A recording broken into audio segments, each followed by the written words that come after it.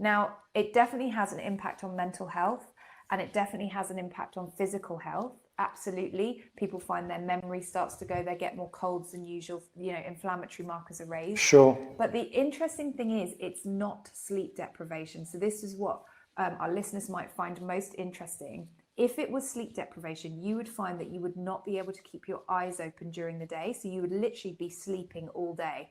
Now, whilst insomniacs get very fatigued, and it's awful fatigue, really awful fatigue, it is not the same as sleepiness.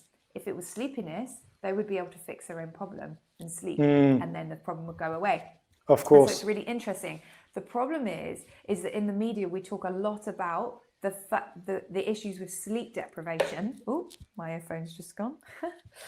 We talk a lot about the impact of sleep deprivation, and the impact of sleep deprivation when it's chronic, so very long-term sleep deprivation, is quite worrying. So you can get incredibly sick and inevitably death.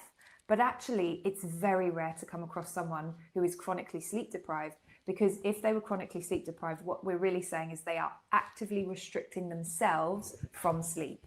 And that is not what insomniacs are trying to do. They are actively trying anything they can to try to get as much sleep as possible, and the sleep is not coming. So it has to be very different from chronic sleep deprivation.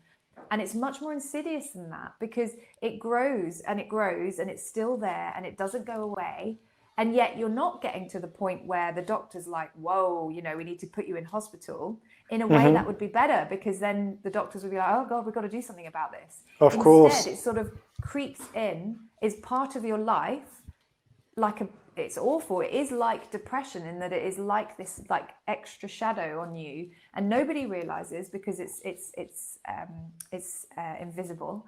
And so you're walking around trying to get on the same as everybody else, but with one crippling difference, and that is that you are not having the same sleep as everybody else at nighttime.